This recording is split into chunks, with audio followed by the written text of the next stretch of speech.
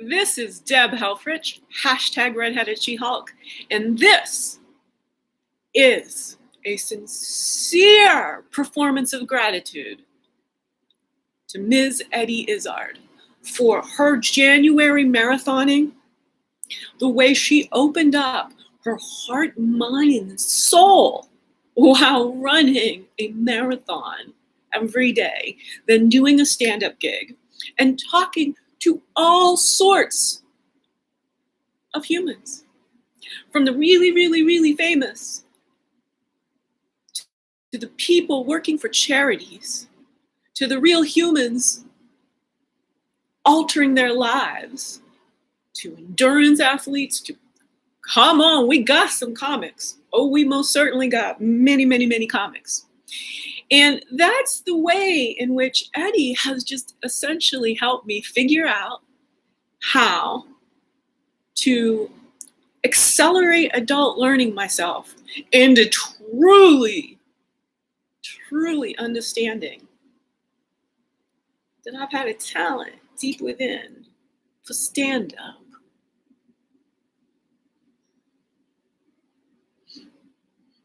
Of the hair twirling comedic variety. Like, y'all, I'm nearly 52. My hair is falling out. It's thinning like a motherfucker. That's why we're going to spend the month of February doing a challenge, fasting. Fasting February. This is to take the baton from Eddie Izzard, because she's not yet quite getting through my hashtag Redheaded She-Hulk signal. Forget about bats. I mean, all humans is now getting powers because of bats.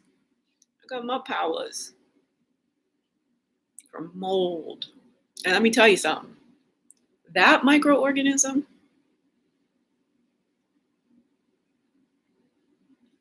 it's not about solving crime anymore. It's about Sherlocking, Socratesing, Einsteining. Look, women can do anything. And what I'm choosing to do is be this generation's wise feminine philosopher who plays like a 9-year-old, who improvs day after day after day, talking through the valid premises of how to use the skills and strategies of life-centric thinking. Now, I got to set up all my bits. Here's the problem. The social media mafia. The social media mafia. And I think I was going into mafiosa. Social media mafiosa. Pivoting on words, seeing how they sound. Allowing the flubs, going, well, the flub got something to share with me. That's all it takes. You don't want to be worried about public speaking, your greatest fear. You want to understand being a comic. It's not fearing yourself, your own mind. Will it get me in a jam? Is what billions of people across the globe are waking up every morning and going, please, mind, don't betray me. And that is an acculturated,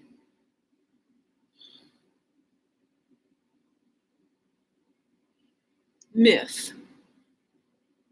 Your mind, your own body is not betraying you. If you are having uncontrollable cravings, okay, not just a craving, like you're watching the boob tube and there comes the pizza and then you just can't. But if you weren't thinking about the pizza previously, don't let the external influence fool you. That is what some of this self-help, control your own mind stuff is about. But this acculturated mental confinement into the norms of polite society. This is a prison. Look, we are in a period of immense chaos. And yet, go in the chats. Look at what people look at it. It'll always be like that. Oh, I hope it won't take a long time.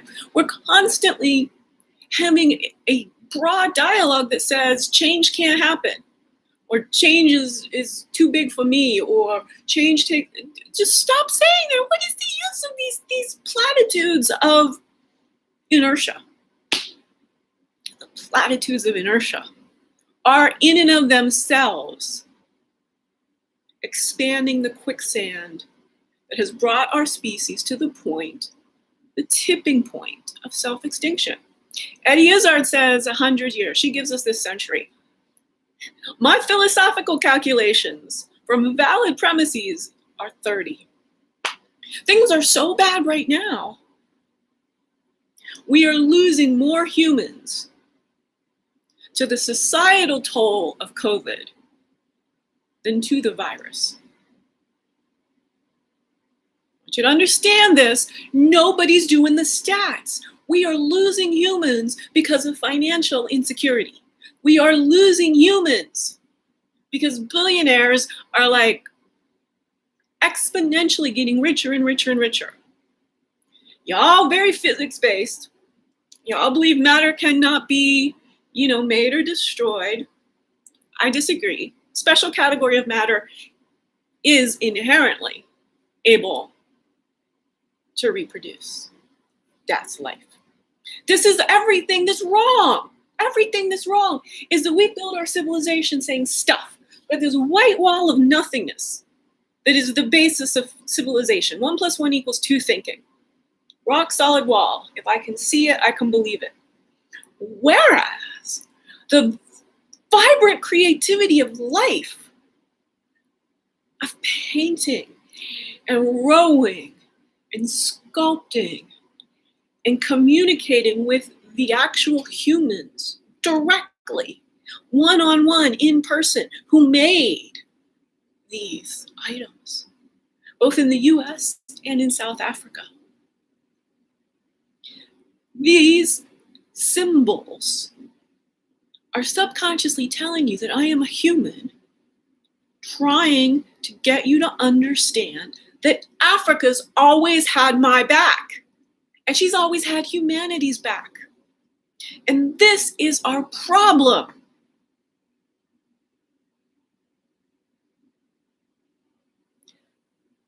Until we demolish racism,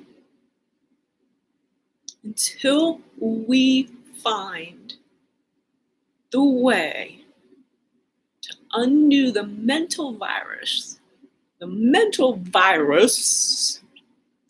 the delusion of white supremacy. Yes, we know white supremacy. This is terrorism. This should be punished, no questions asked. White supremacy. But because nobody sees themselves as a white supremacist except some people who actually have the tattoos, right? They don't want you to get it twisted. So we find the people with the tattoos, the white supremacy, they are terrorists, off they go. Now, the rest of us are still in this situation of thinking white is right. White is so fucking twisted. There's not even a practical definition. So we're all in the science. Everything's about science. Everything's about reproducibility. Give me a definition of race.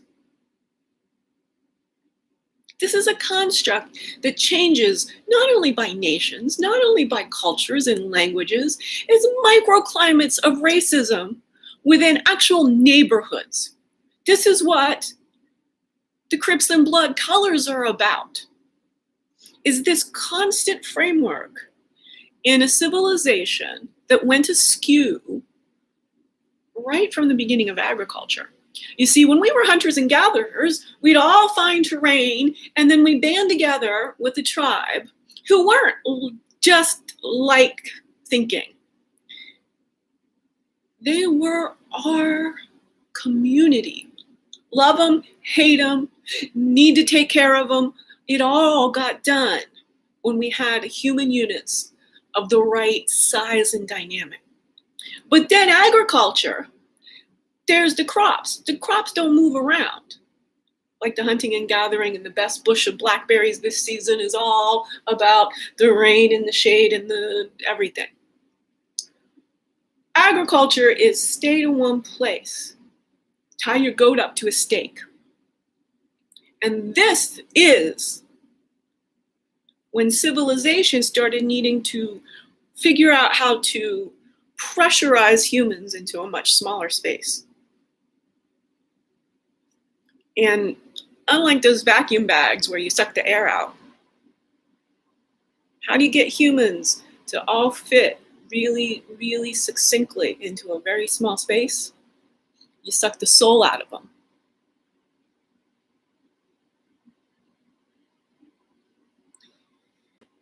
The ether of the invisible stuff we don't see, that we can vacuum pack up all of our clothes into these tiny, tiny plastic sacks. This is what civilization did to the expansiveness of human consciousness. Certain parts of consciousness require space. You literally need to be able to creatively maneuver, to twist and turn, to play in your brain with one language, two languages, three languages. Oh my!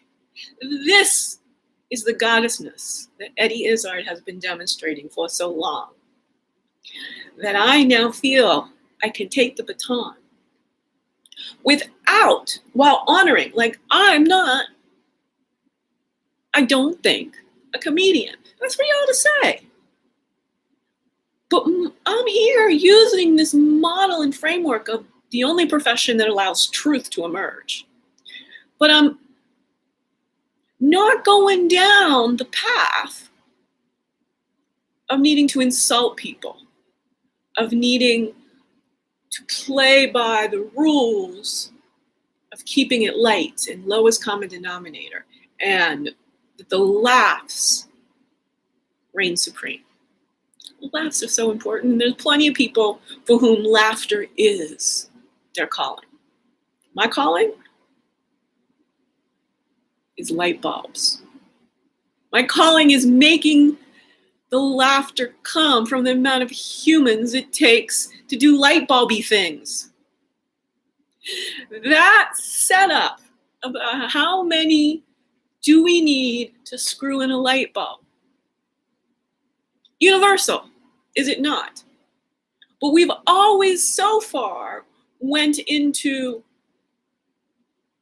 making fun of in a derogatory way. And of course, there's a whole matrix of just a tiny bit derogatory to like fucking condescending. And you play within that. That's the structure of a much comedy. But me, the light bulbing I want to do is how many humans does it take to make light bulbs obsolete? How many humans does it take to use our internal wattage? The light empowering all life.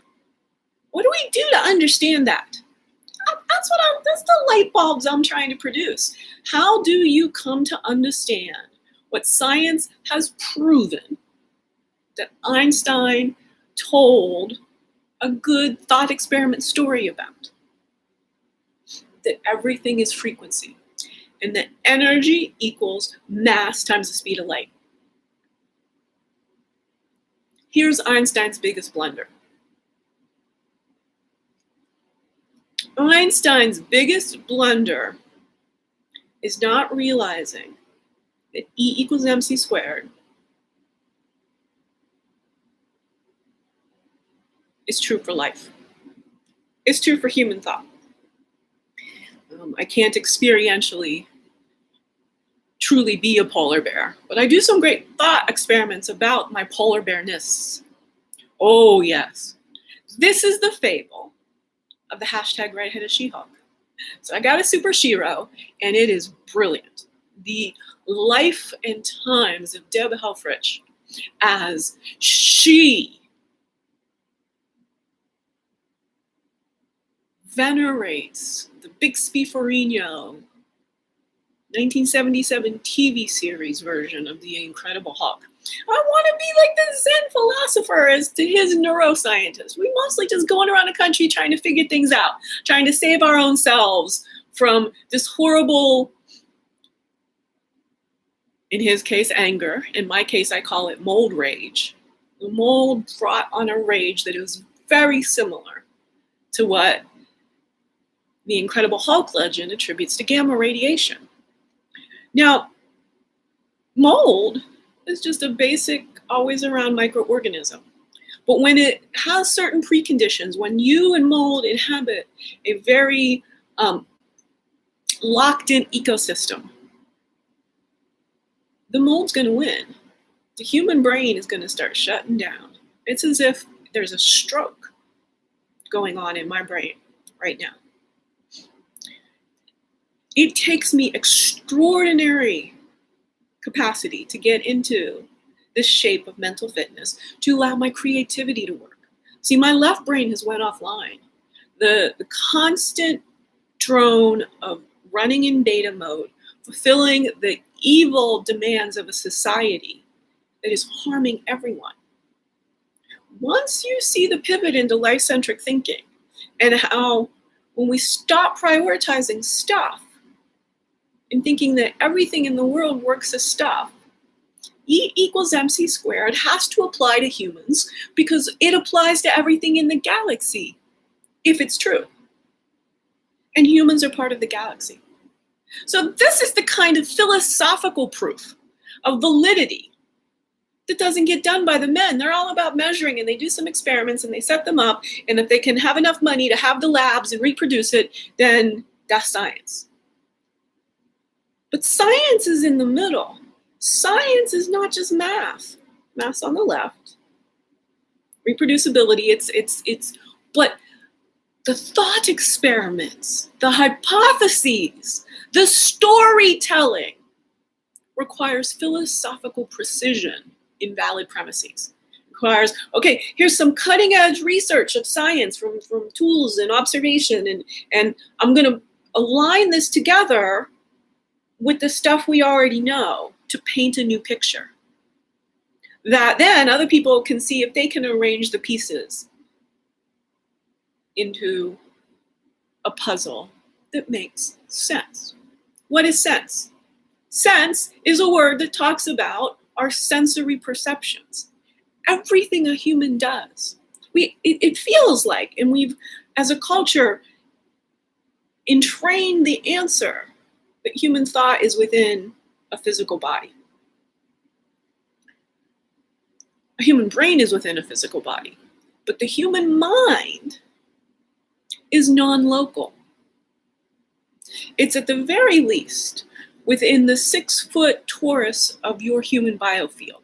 This is an area of electrosmog of your heart and brain, and the speed of electromagnetic waves is scientifically proven to be faster than chemistry. And you have perceptions that are faster than the linkage of your central nervous system and your peripheral nervous system. Not a single one of you out there has not experienced the agony of stubbing your toe and being able to foresee the pain before it arrives. That speed of communication, how does your brain know you about to be in utter agony from that fucking coffee table? Mine coffee table. Now that's because Eddie's been doing a lot of Hitler stuff. I don't typically go there, but Eddie's always talking, so I've got a little bit more of trying to filter into some of how Eddie Izzard works. So, you know, the dictators in our own homes are those bloody coffee tables, are they not? Why are they not upholstered? Why aren't they a little bit softer? Why don't they have bumpers around? Why do we only do that when there's a toddler in the house? Holy, like the rest of us got shins. What are we like when it comes to environmental stresses that make us tolerate intense pain that we could easily solve, but then go around creating pain chemical sense, the dryer sheets, the cacophony of competing perfumes and colognes and body washes and moisturizers and mouthwashes. Do you understand the toxic chemicals you're employing on your body strategically throughout the day? It's a Pacific plastic patch going on in your endocrine system. This is one of the triggers to my mold rage. It's a nervous system response to smells that, in essence, have volatile organic compounds, which is carbon. Carbon is the gateway element. As a gas, carbon's necessary, carbon-based life form. Carbon is a necessary element in human tissue, in life forms overall. But as a gas, this respiration cycle about plants and mammals and the interchange and carbon as a gas is meant to be in our soils, not in our air. There is just a fraction of carbon in our air. It is predominantly nitrogen, which we never talk about. Then a range, a very, very succinct range of oxygen, and then just a soupçon of carbon. If the air that comes into our lungs has more than a soupçon of carbon, which global warming is not just out in the atmosphere, it's not like way far away, it's not like we're living in dome cities, y'all. Global warming is right here in the 6 feet of air you're about to breathe. Now, you know when you're hungry and thirsty. Do not tell me that the human body does not have sensors that alert you when the air quality that you are breathing is off. Because I'm telling you, it's called multiple chemical sensitivity. It's actually called chronic disease. It's actually called mental illness. Basically, and I'll need more time than I think your attention span will allow you right now. We're going to come at this a little bit different. We're coming at this from the being a stand-up philosopher, changing civilization angle. But if we start with the science of human well-being, which I am the founder of #WellbeingPhilosophy, what #WellbeingPhilosophy is about is thinking clearly about, thinking in a clear, anti-racist, life-centric thinking. Sorry, I'm going to go through the whole thing. The #WellbeingPhilosophy Institute is a think bike, because who needs a tank anymore? And I got to disrupt that sort of metaphor of an attacking sort of thought army. Think bikes are human-powered, eco-friendly, dynamically mobile, human-powered, local community transportation mechanisms. Think bike of #WellbeingPhilosophy Institute is to make clear anti-racist, life-centric thinking about human potential a necessary global public good. I'm seeking sponsors, patrons, investors. Let's get this going. The seed of this and the tip of my iceberg is the #Redheaded She-Hulk improv performance, where I'm going to go out and get the smartest adults around the globe to start understanding this lexicon, this methodology of complex thinking that I've developed, life-centric thinking. First, do no harm to any molecule of life. We want to move past this period of chaos. It's not just about the virus. It's about the flawed concepts, economics, law, government, business. Everything that we've codified into a system is harming life.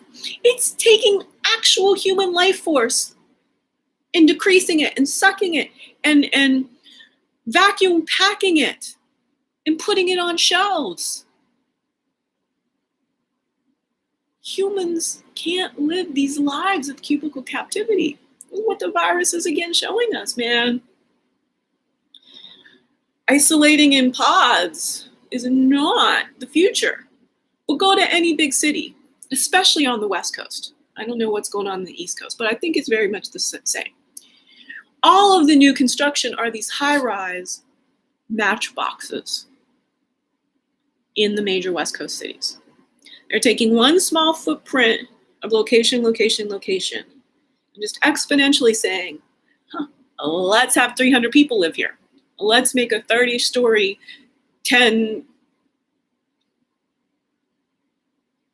Do you know how much wealth that creates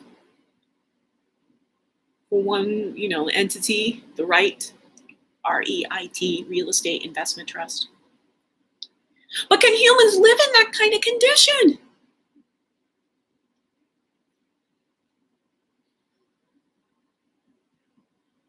I mean, when you've got 3-bedroom apartments in a New York City where all of the infrastructure, there are conditions when that's not in all that bad, but it's still not all that good. How do you get your grass fix, your greenery fix? How do you inhale some freshly made oxygen from the plantscape? It's crucial to our mental health. Being locked up in these airtight boxes, or ones with open windows that have nothing but the pollution of vehicles scurrying around really, really, really slowly on the ground. You see, it's all solvable by this wise feminine well-being philosopher through sharing how life-centric thinking works. See, this is my improv. This is how you can do this forever, ever, ever, ever.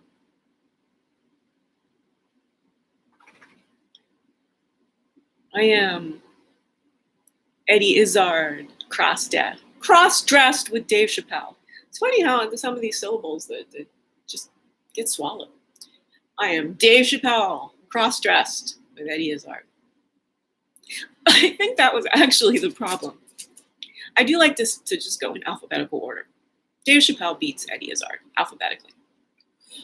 But also my decision, my understanding that my mind worked in a Chappellian way happened September 15th, 2019. It's been January 2021 in which my Izzardness has blossomed. But not alone. See, all of the Chappelling was completely me in a bubble. The Izzarding has happened with some chatting feedback. And let me tell you something. I love all y'all that I gotten to chat with. There was a snippet of asynchronous attention being shared. Like just every single one of you. Every single one of you. But I'd like you all to look at yourself. What were you talking about when you had access to a global community of people? Were you sharing your best ideas to benefit the collective? I was. There's a certain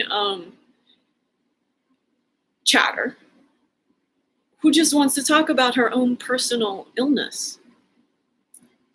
And, some of that, we definitely want to have a society where people can get some attention for their immediate pain.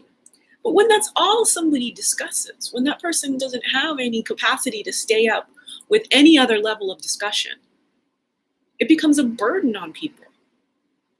And our society has taught us we must bear that burden. So many people, so supported, so it went on. This was an opportunity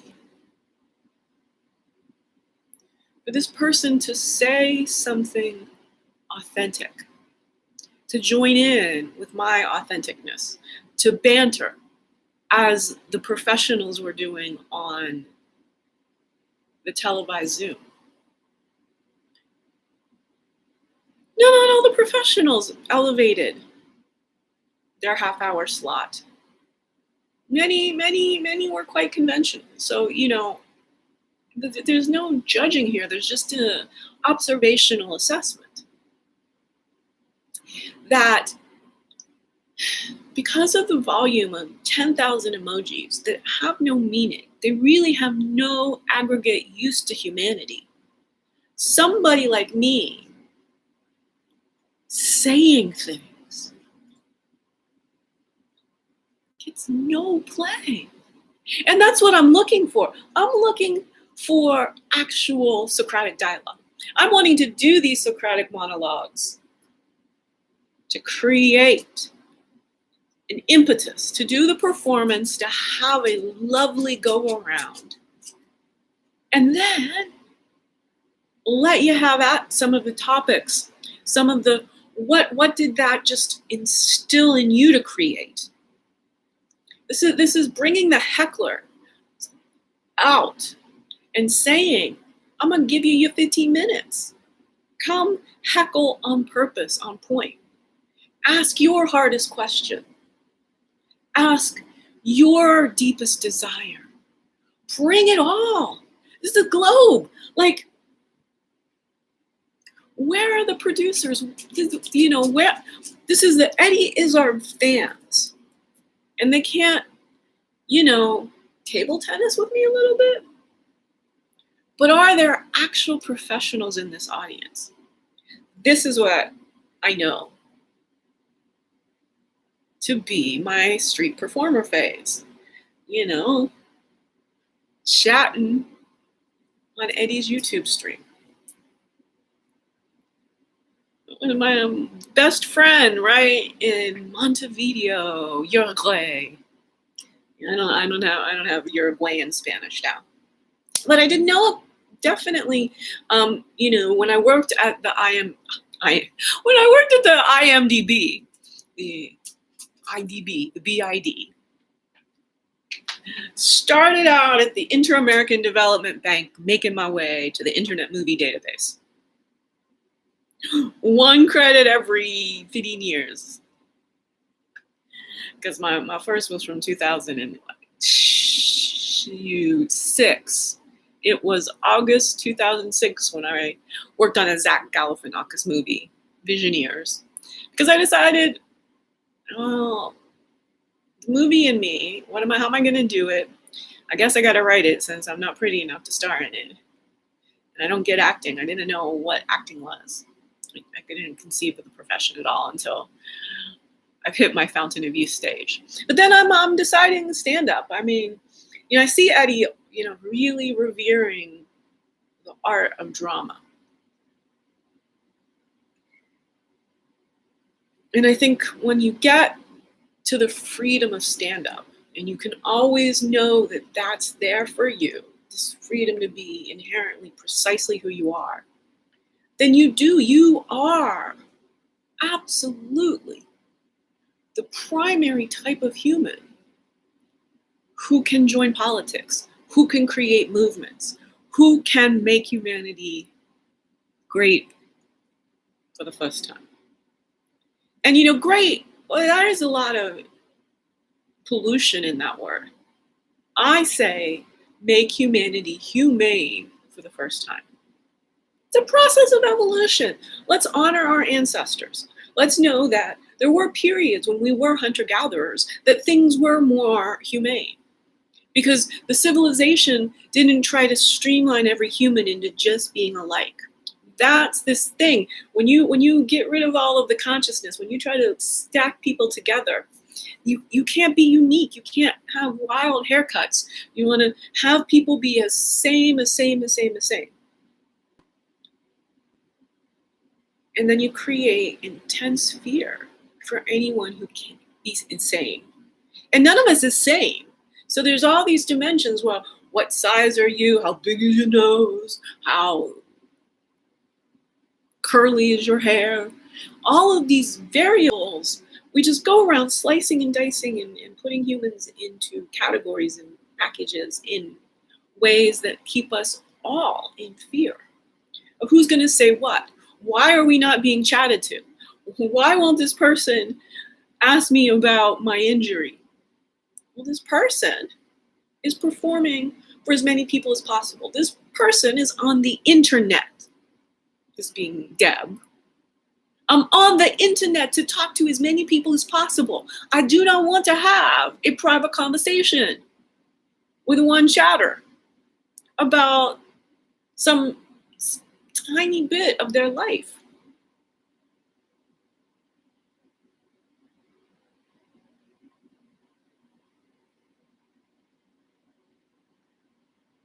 which is not a judgment, please. I'm clearly doing a performance. You don't just chat about yourself in the middle of a performance.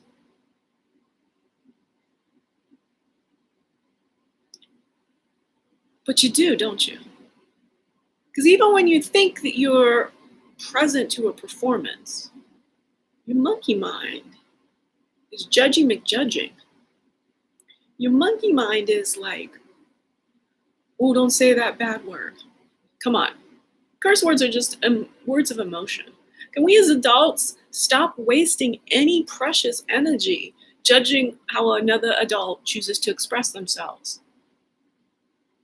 It's useless. It offers nothing to making humanity humane, this judging. These grammar rules, they have nothing. Now, I think I'm going to take an intermission with my Zanzibar.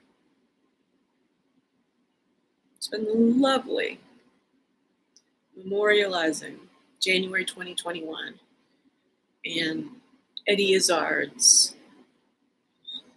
mentorship, patronage, the access I've had to her process. I'm filled with gratitude, Eddie. Eddie.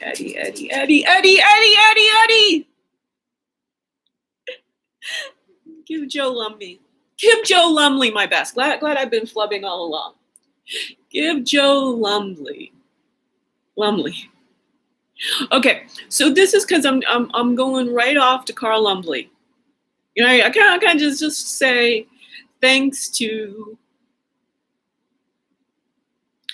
my ab-fab pal without always wanting to say, oops, there goes that name, reminds me of Carl Lumley and geez Louise from Cagney and Lacey days. Marcus Petrie was, at least in my life, his breakout role. I know he did the Alias thing, but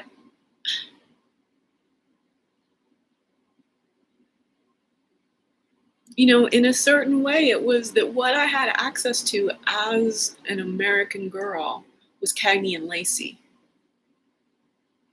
When I was ab-fab all the fuck along.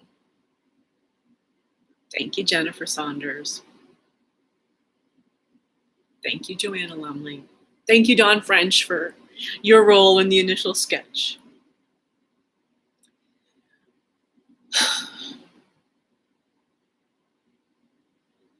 Thank you. Because it was that Netflix took Absolutely Fabulous off of streaming the March of my 50th birthday.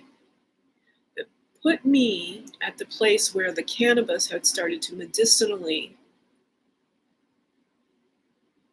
rev up my engine away from the complete and utter dysfunction of the mold. I couldn't walk and talk, and I got videos.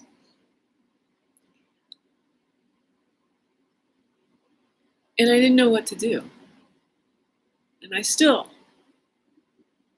am back in another phase of so much achievement.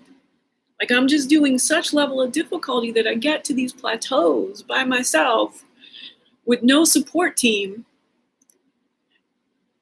And there I am. Wherever I am, there I are. Completely alone.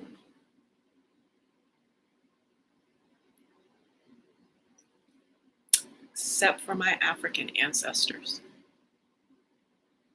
My European ancestors, they have only ever served to confuse me, ignore me, neglect me. It's been the Africanness within me, the ancestral, you would call it in your terms, old souledness of me.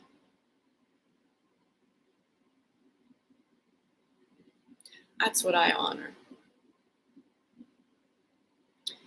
And I have these baubles because Eddie and Izzard and I both needed to visit South Africa and pay tribute to Nelson Mandela. Now, not being a celebrity, I didn't get to do 27 marathons and all that kind of stuff because I was so fat. Nobody would pay attention to me. And here I am right now, having to just do this performance alone, trying to heal my neglect as I'm experiencing current trauma, stress disorder. I'm being locked in alone without even a single neighbor who gives a damn whether I live or die. And alone, the amorphous internet realm. And I have this fantastic talent for philosophizing in a stand-up comedian kind of framework. This and this and this and this and improving and playing with language and being much more African inclusive. And this is because I use a principle I call evolutionary logic. And evolutionary logic is basically understanding the chicken or egg dilemma. Which came first? We spend an enormous advertising budget in asking that question and setting up that it's an intractable problem. It's a dilemma. You can't solve it. You have no idea whether the chicken or the egg came first. So what happens when we say it'll take a long time to disrupt racism? It does not. Humans aren't born racist. Kids are not born racist. They get taught. Stop teaching the kids racism. It takes one generation. And we can mad out, and I mean MADD, Mothers Against Drunk Driving. We can set away all the white supremacists. They are committing crimes. And they are self-identifying with tattoos. Lock them away. And then the Archie Bunkered kinds of mental racists, social pariahs, they will die off quickly because they also tend to not think the virus is not a hoax. They also tend to think that they should insurrect the U.S. Capitol. They can't live in a world based on love, based on life-centric thinking. As the Globe's originator of hashtag wellbeing philosophy, all I'm trying to do is show that thinking with logic plus love intertwined, like a DNA double helix, this is the answer. We built a civilization that is just about stuff. Blank fact of stuff. We built a civilization that has more of the dynamic, creative flexibility of life. You can always potentially think a brand new thought. You can say brand new sentences. You know, this is the part where I get agitated at being not cherished. It's just amazing that every sentence I say is completely, utterly new. I'm not repeating something that's been said before. I have certain themes, right? I can pivot and play with the rhythm of Eddie Izzard's goddess-like capacity to be funny, while I am looking to flip the switch on light bulbs.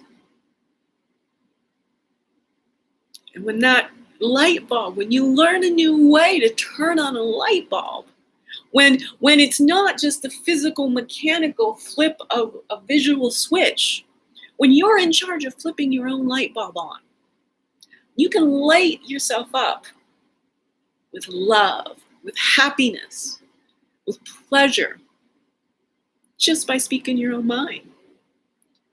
You now got sustainable human energy.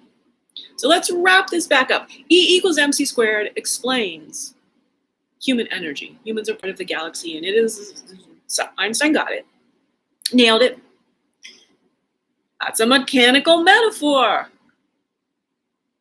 So what Einstein is constantly saying, well done, Deb. I got Einstein all the time. Einstein is just like the Zanzibar wanting a pit stop. I'll be with you shortly, Z.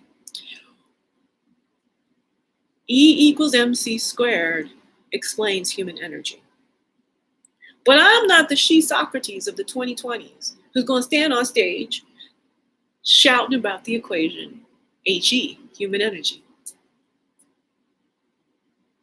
I am the human who will shout about she.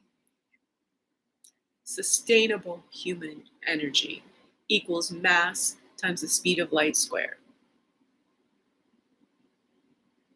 This is why I got up to Buddha size. This is why the Buddha is so fat. That previous being was living in a cage in pre-REI